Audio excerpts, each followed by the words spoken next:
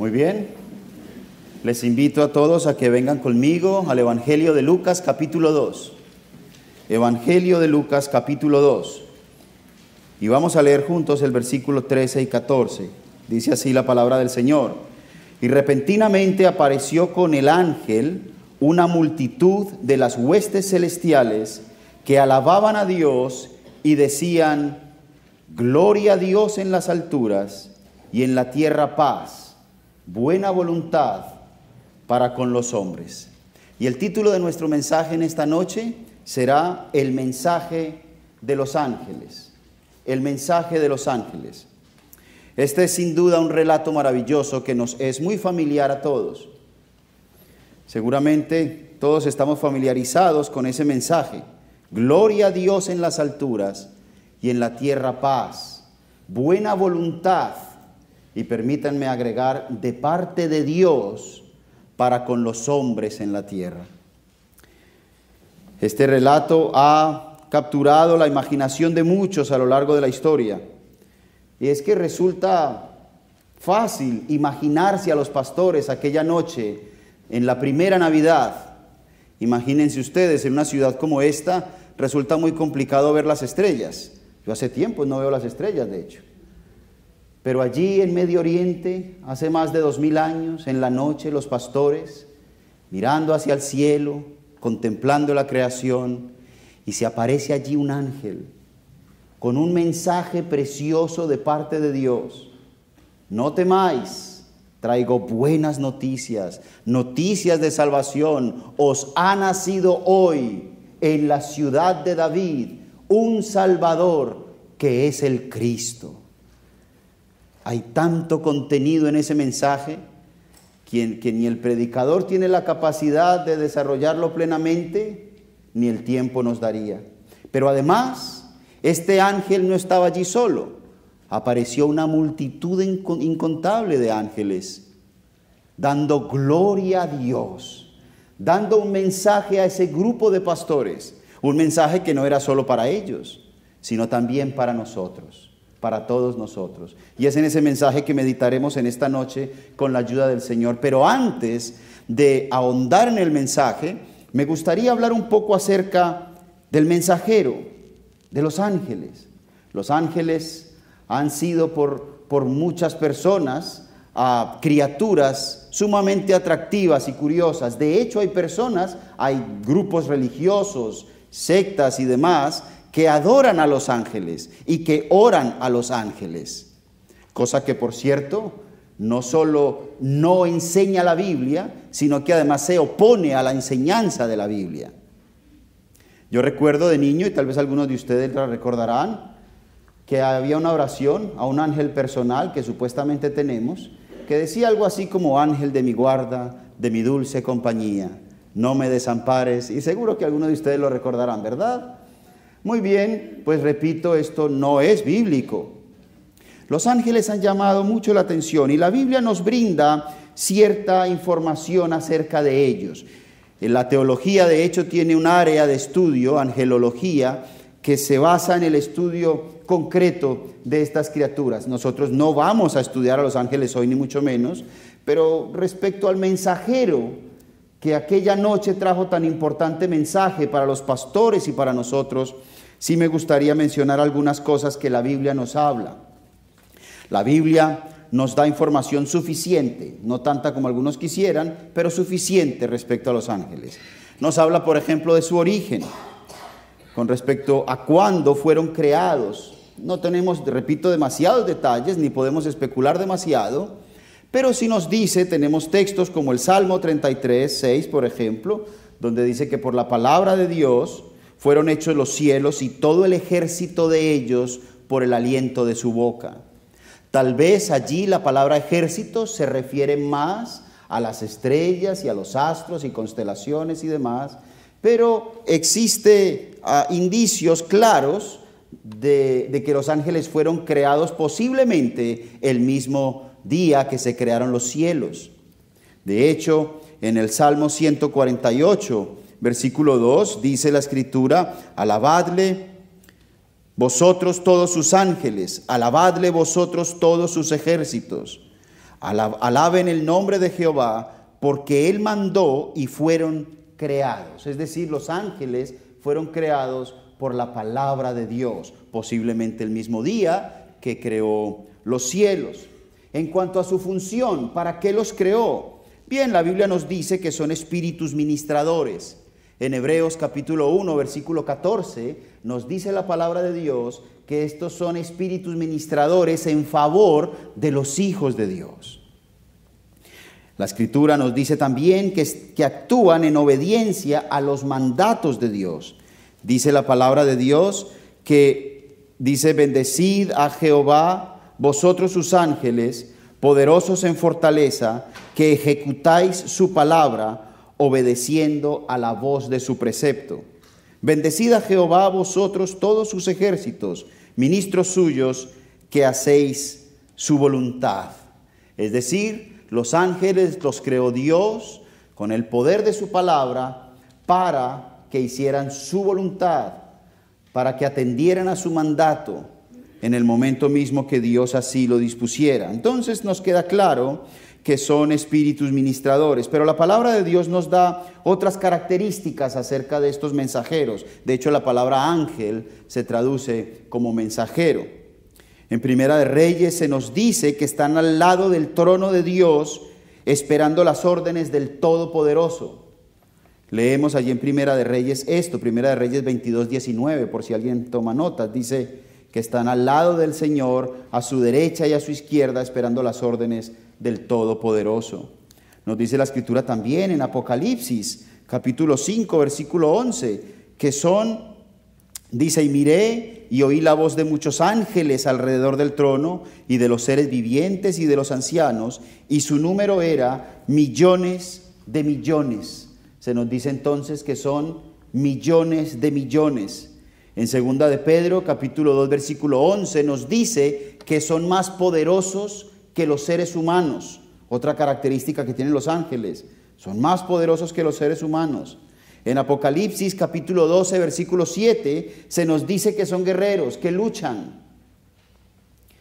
Podríamos avanzar por muchos más pasajes. En Samuel, por ejemplo, capítulo 14, versículo 20 de segunda de Samuel, nos dice que son seres inteligentes, muy sabios.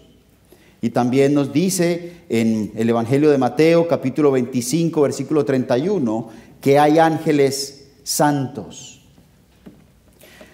Encontramos también en la Escritura que poseen o existe entre ellos algún tipo de jerarquía o de orden. Desde la palabra mensajeros, que es la traducción literal de ángel, pasando por la frase hijos de Dios, de Job, capítulo 1, versículo 6, o de santos, que encontramos en los Salmos, o tal vez como vigilantes, así se les llama en Daniel, capítulo 4, versículo 13. Se nos menciona también que hay querubines, sin lugar a dudas, criaturas poderosas, guardianes de la santidad de Dios, y siempre los encontramos alrededor del trono de Dios, dispuestos a obedecer las órdenes del Todopoderoso en todo. De hecho, fueron ellos los que guardaron la entrada al paraíso después de la caída de nuestros primeros padres en Génesis 3:24.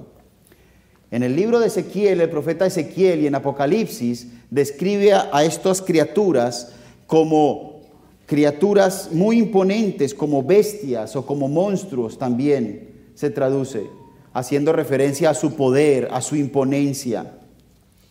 También encontramos el término serafines. En Isaías capítulo 6, por ejemplo, del 1 al 6, se les describe con forma humana, pero con 6 alas. Con 2 tapaban sus rostros, con 2 tapaban sus pies y con 2 volaban.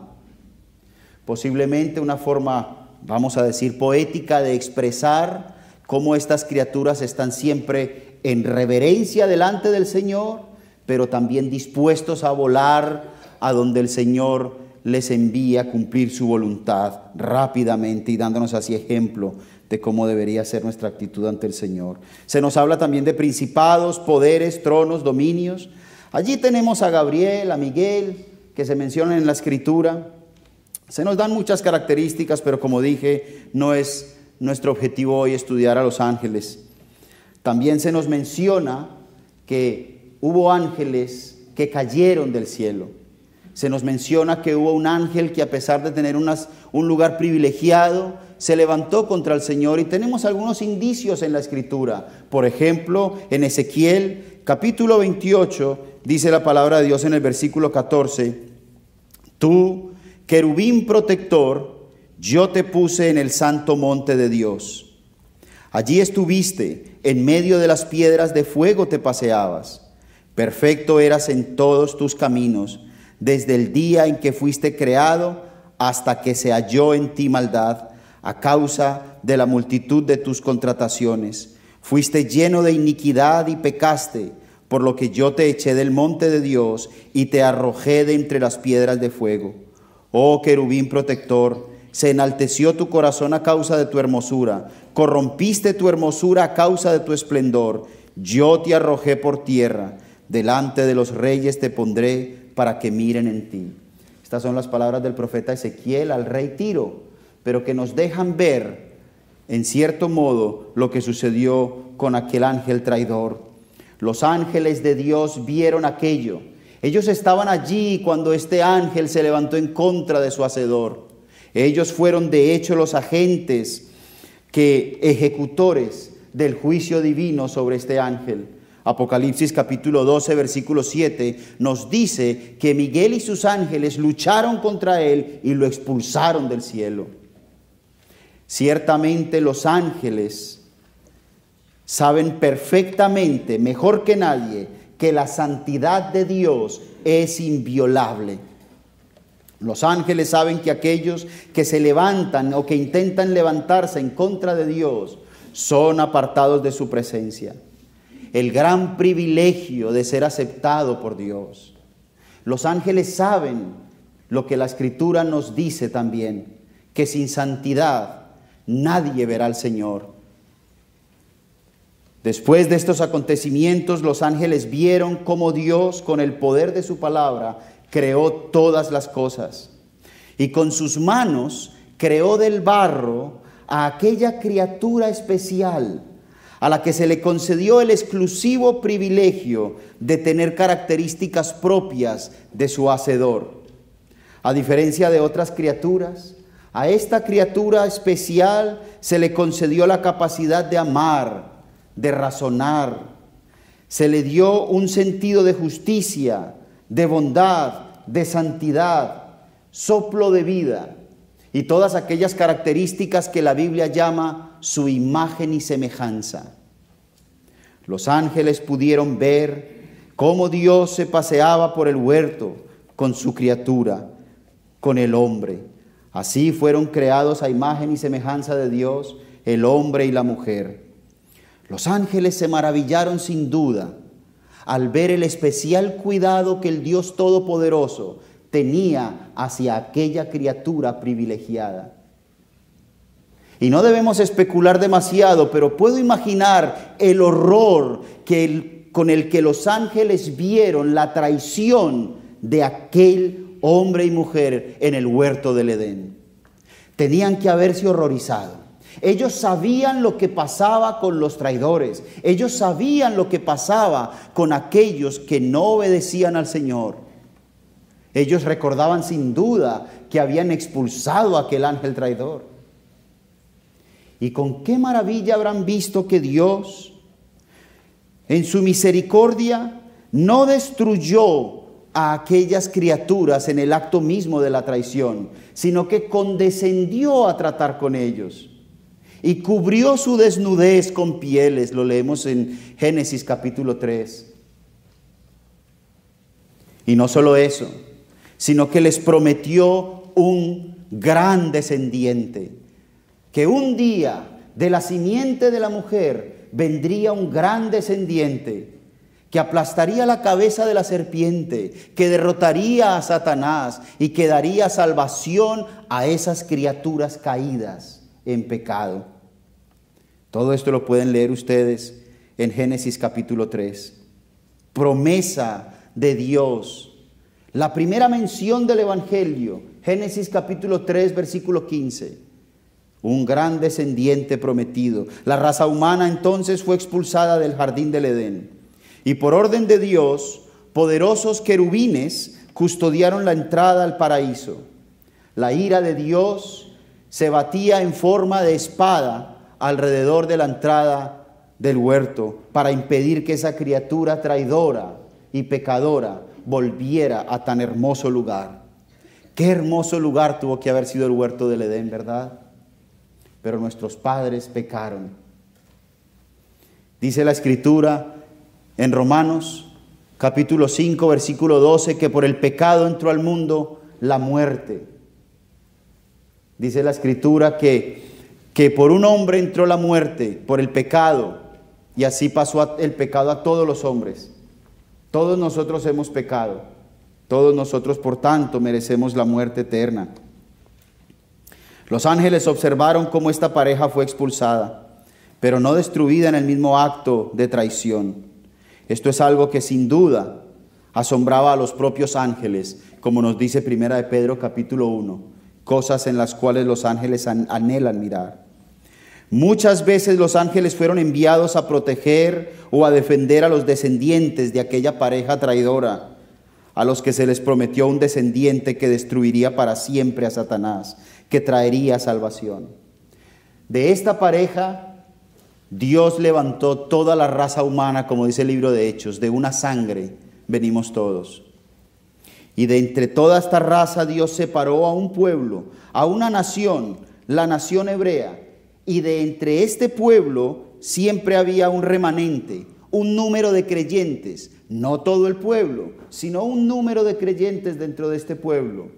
El remanente de Dios, los verdaderos israelitas, que son los israelitas de los cuales son la adopción, la gloria, el pacto, la promulgación de la ley, el culto y las promesas. Y de este pueblo vendría el gran descendiente prometido en Edén, el Mesías. A este pueblo Dios le dio la ley. Y según Gálatas capítulo 3, versículo 19, fue a través de los ángeles que se les dio la ley. Dios mismo a través de pactos prefiguraba lo que había de hacer con la raza humana. Y a través de tipos y sombras, es decir, ejemplos y ceremonias, preparaba a su pueblo para el gran momento en que ese gran descendiente prometido llegara. Hasta que el momento señalado llegó. Y entonces leemos en la Escritura, en Lucas capítulo 1, versículo 26, leemos que al sexto mes el ángel se le apareció a María. Todos recordamos este pasaje,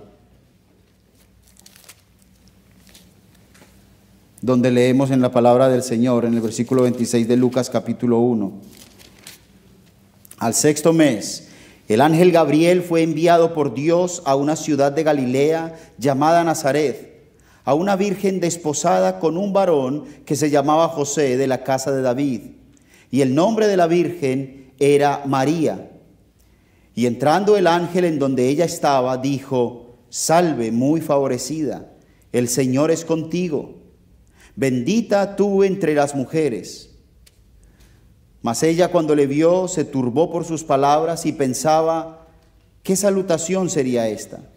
Entonces el ángel le dijo: María, no temas, porque has hallado gracia delante de Dios, y ahora concebirás en tu vientre y darás a luz un hijo, y llamarás su nombre Jesús. Este será grande y será llamado Hijo del Altísimo, y el Señor Dios le dará el trono de David su padre, y reinará sobre la casa de Jacob, para siempre, y su reino no tendrá fin. Vemos entonces que llegado el momento, Dios envió precisamente a los ángeles, a un ángel, a anunciar acerca de la llegada del Salvador. Maravilla de maravillas, queridos. Dios mismo, hecho hombre, viene a estar entre sus criaturas. Dios había decidido que el momento llegaba y Él vino a salvar a la raza caída. No podemos especular demasiado, no sabemos cómo fueron los preparativos en el cielo, pero me imagino a los ángeles asombrados al ver que la segunda persona de la deidad se pone en pie, se levanta de su trono, y los querubines abren las puertas. Alzad, oh puertas, vuestras cabezas. Cristo Jesús desciende en misión de rescate por criaturas como nosotros. ¿Cómo lo hará?, preguntarían los ángeles. La Biblia nos dice en Mateo 24 que los ángeles mismos no conocen los detalles del plan de redención. Jamás se habrían imaginado los ángeles lo que Cristo había planeado, lo que el Padre, el Hijo y el Espíritu Santo habían planeado en la eternidad pasada. ¿Cómo lo hará?, preguntarían los ángeles. Sabemos que su justicia tiene que ser saciada. Sabemos que es un Dios santo que no puede tener comunión con estas criaturas pecadoras. ¿Cómo entonces va a arreglar esta situación? Maravillados vieron la escena.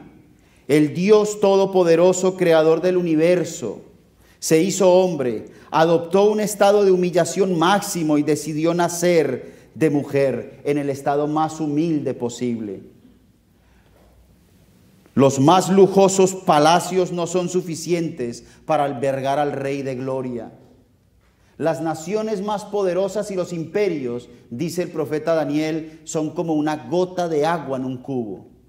Y aún así decidió nacer en un pesebre, porque no había lugar para él en el mesón.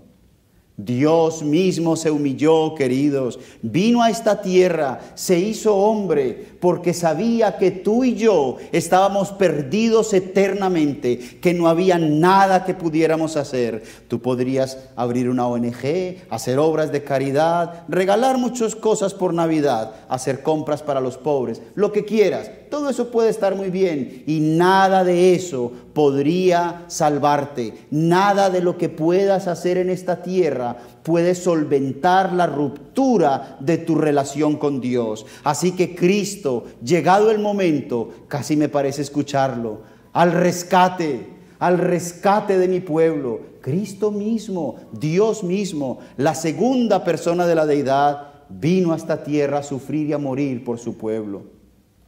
Cuando decimos la segunda persona de la deidad, lo decimos segundo según el plan de redención, no porque sea segundo en poder o en gloria o en deidad. Son uno y el mismo, pero Cristo se sometió voluntariamente al Padre para venir a llevar a cabo esta obra de salvación. Los ángeles vinieron a anunciar lo que estaba por suceder. Un ángel fue el primero en anunciar la venida de Cristo a esta tierra una vez nacido. Ya había sido profetizado desde luego, pero el primero que vino a dar la noticia de que había nacido fue el ángel. Y es lo que hemos leído en Lucas capítulo 2, versículo 8. Habían pastores en la misma región que velaban y guardaban las vigilias de la noche sobre su rebaño. Y he aquí se les presentó un ángel del Señor. Y la gloria del Señor los rodeó de resplandor. Y los pastores tuvieron gran temor. Ellos sabían que Dios, si se aparecía, se morían. Los pastores sabían eso.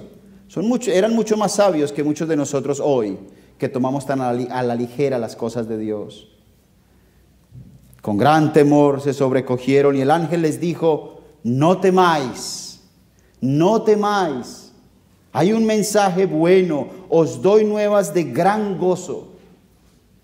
En el griego gran gozo tiene un superlativo, un grandísimo, grandioso, buenísimo, súper bueno, lo mejor, la mejor noticia. Y es que os ha nacido, sí, os ha nacido porque es para nosotros. Cristo vino por nosotros, Cristo vino por su pueblo, en la ciudad de David conforme a las profecías. Vemos aquí el asombro de los ángeles. Cada palabra de este mensaje tiene significado, pero el tiempo apremia, así que avanzamos. Salvación para todo aquel que en él crea. Los ángeles dijeron paz, es decir, reconciliación, por la buena voluntad de Dios para con los hombres. Esta promesa hecha a una ascendencia concreta, estas promesas que recibió el pueblo de Israel, ahora ya no es para el pueblo de Israel concretamente o únicamente, sino para todos los hombres, y entendemos por hombres la raza humana. Todo aquel que venga a Cristo encontrará salvación. Nadie que haya venido a Cristo en arrepentimiento y fe se perderá. ¿Y a qué precio esta salvación? Estoy convencido que los ángeles acompañaron a nuestro Señor Jesucristo durante todo el tiempo de su ministerio en la tierra. La Biblia nos dice en Mateo capítulo 4 y en Marcos capítulo 1 que los ángeles le servían. El Dios de gloria, hecho hombre, caminando entre sus criaturas, dando buenas nuevas a los pobres, sanando a los quebrantados de corazón, pregonando libertad a los cautivos, vista a los ciegos, predicando el año agradable al Señor del Señor. Oh, queridos, indiscutiblemente grande es el misterio de la piedad. Dios fue manifestado en carne, justificado en el Espíritu, visto de los ángeles. El Evangelio de Mateo, en el capítulo 26, nos relata aquella escena en la que Cristo, ya no siendo un niño, sino todo un hombre, fue arrestado. Su creación, sus propias criaturas, lo rodeaban con palos y espadas, una turba, a arrestar al Rey de Gloria, al Creador del cielo y de la tierra. ¿No se imaginan ustedes a los ángeles en aquel momento? Mirando asombrosos cómo criaturas hechas de barro se atrevían con palos y espadas a arrestar al Rey de Gloria. Yo me los imagino asombrados. De hecho, si vamos allá a Mateo 26, en el versículo, a partir del versículo 50, encontramos que una de las personas que estaba con Cristo sacó su espada y le cortó la oreja a uno de los que venía a apresarlo. Eso está en el versículo 52 de Mateo 26. Y luego dice en el versículo 53, el Señor Jesucristo les dice: vuelve tu espada a tu lugar. Versículo 52, vuelve tu espada a su lugar, porque todos los que tomen espada, espada perecerán. Y escuchen lo que el Señor Jesucristo le dice a este hombre: ¿acaso piensas que no puedo ahora orar a mi Padre y que Él no me daría más de 12 legiones de ángeles? Cristo le dice la noche que lo iban a apresar: guarda la espada. ¿Acaso no crees que puedo llamar 12 legiones, más de 12 legiones de ángeles? Una legión en aquella época, dependiendo el periodo histórico que se cite, estaba entre 4.200 y 6.000 soldados. Nuestro Señor Jesucristo habla de más de 12 legiones, pero dejémoslo en 12. Y no digamos 6.000, digamos 4.200. Esos son más de 50.000 ángeles. En concreto serían 50.400 ángeles. En Apocalipsis leemos que un solo ángel podía ejecutar destrucción enorme en naciones enteras, uno solo. Es casi absurdo imaginarse lo que pueden hacer 50.400 ángeles. Es decir, los ángeles estaban allí atentos a lo que estaba sucediendo. El Dios de la gloria, siendo apresado, llevado a una cruz, ellos esperaban tan solo una orden. Si Cristo hubiese querido, los ángeles habían entrado en acción y no habrían permitido que le tocaran un cabello al Salvador. Pero Cristo dijo: no. Porque en el versículo 54 leemos: pero ¿cómo entonces se cumplirían las escrituras de que es necesario que así se haga? Cristo lo permitió así porque quería salvarnos, porque sabía el plan de redención que Él venía a ejecutar, nuestro bendito Redentor, nuestro Señor y Salvador. Porque primeramente os he enseñado lo que asimismo recibí, que Cristo murió por nuestros pecados conforme a las Escrituras, y que fue sepultado, y que resucitó al tercer día conforme a las Escrituras. Todo conforme a las Escrituras. Nuestro Señor Jesucristo fue anunciado en el Antiguo Testamento. Es el hombre más profetizado, el único que ha sido profetizado con tanto detalle, y todo fue cumplido. Nuestro Señor Jesucristo fue anunciado claramente. Él vino a rescatar esta raza caída. Dios, que es santo, no puede tener comunión con el pecador, ni con el pecado. Ese eslogan que nos han dado de que Dios aborrece el pecado pero ama al pecador es mentira. El que va a ir al infierno es el pecador, no el pecado. Dios, la ira de Dios, dice la Escritura, está sobre el pecador todos los días. ¿Qué es la ira de Dios? La ira de Dios no es rabia, la ira de Dios es rechazo. Rechazo al pecador. Su santidad no le permite tener comunión con el pecador. Su justicia le obliga a castigar al pecador. Queridos, alguien tenía que pagar la deuda. Esos pecados tuyos y míos no se podían quedar así. Dios no puede simplemente perdonar. Dios no puede simplemente decir, tranquilo hombre, eres muy majo, eres muy buena persona. Esos mercados que has regalado a los pobres, estupendo, te perdono. No, no puede. Nuestro pecado es muy grande y su santidad es inviolable. Alguien tenía que pagar. Así que llegado el momento, Cristo Jesús se entregó. ¿Cómo me gustan las palabras que Jesús le dice a Pilatos? Nadie me quita la vida, yo la doy. Yo me entrego por los míos. Cristo Jesús, llegado el momento, vino y sufrió y murió por nosotros, por su pueblo. En aquella cruz Él gritó, Padre mío, ¿por qué me has abandonado? Bueno, pues porque Dios el Padre en esa cruz me veía a mí y a todo aquel que en Él cree. Y Dios no nos soporta cuando estamos sin Cristo, pero cuando estamos en Cristo, todo lo que huele a Cristo le agrada al Padre. Si tú estás con Cristo, le agradas al Padre. Cristo mismo vino y sufrió en aquella cruz y murió. Pero la muerte no pudo retenerlo y Cristo resucitó. La tumba quedó vacía. Él mismo con su infinito poder pudo haber removido la gran roca que cubría la tumba. Lo que sí sabemos, según los evangelios, es que allí estaban los ángeles cuando las mujeres llegaron a ver al maestro qué había pasado con él. Y los ángeles le dijeron, porque buscáis al que está vivo entre los muertos. Porque Cristo está vivo. Cuando los discípulos vieron que Él ascendía a los cielos y se quedaron así mirando para arriba, los ángeles estaban allí también. ¿Y qué dijeron?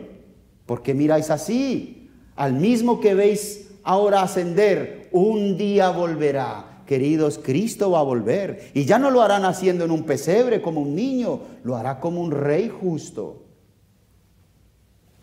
Cristo entonces ascendió a los cielos y el salmista nos describe la escena en el Salmo 24, cuando Cristo vuelve victorioso.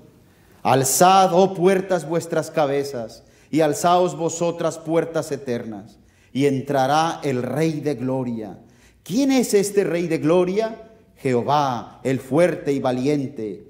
Podríamos decir Jesús, el poderoso en batalla. Alzad puertas vuestras cabezas y alzaos vosotras puertas eternas, y entrará el Rey de gloria. Este Rey de gloria un día reunirá a todo su pueblo, a todos aquellos que realmente creyeron en Él. ¿Y cómo lo hará? Mateo 24:31 nos dice que a través de sus ángeles. Un día le dirá a sus ángeles, y lo leemos en Apocalipsis, reunid a mi pueblo. Un día el Señor va a decir, ya está, ya se acaba de convertir el último de los escogidos. Reunid a mi pueblo. También dice la Escritura en 2 de Tesalonicenses 1:7 que Él regresará con poder con sus ángeles. Y mientras esto sucede, ¿tú qué harás? ¿Seguirás en tu pecado sin reconocer a Cristo? ¿Sabes que los ángeles nos miran y se asombran de que alguien no reciba el evangelio del Señor Jesucristo? ¿Serás tú uno de aquellos que vendrán, que será recogido por los ángeles para reunirse con el Señor? Porque también dice la Escritura en Mateo 13:49 que aquellos que rechazan el evangelio, que no reciben a Cristo, que no se acercan a Él en arrepentimiento y fe, también lo visitarán los ángeles, pero para llevarlo al juicio eterno, a una eternidad sin Dios. El propósito de esta reunión no es amenazarlos, pero estos son verdades. Los que hemos acudido a Cristo para ser salvos por gracia, he de decirles que los ángeles nos miran con atención. Lo podemos leer en 1 Corintios 11:10 y en 1 Pedro 1:12. Los ángeles nos miran. Ellos ven cuando cogemos el celular o el móvil por allá escondidas en algún cuarto. Ellos ven lo que vemos en la televisión, ellos ven todas estas cosas y se sorprenden cuando ven el caminar de algunos cristianos. Pero también se sorprenden cuando ven que algunos de ustedes no han recibido a Cristo, que algunos de ustedes no han venido a decir: Señor, perdóname, Señor, he pecado contra ti, Señor, me da pereza ir a la iglesia, no me gusta la Biblia. Esas cosas son asombrosas. ¿Cómo podríamos rechazar un amor así? ¿Cómo podríamos rechazar al Salvador de gloria? No lo hagas, por favor. Ven a Cristo, acude a Él, ven al Señor, dile al Señor que te perdone y tendrás salvación y vida eterna. Vean el amor de Cristo y vengan a Él. Crean este evangelio predicado por el Espíritu Santo, enviado del cielo, cosas en las cuales anhelan mirar los ángeles.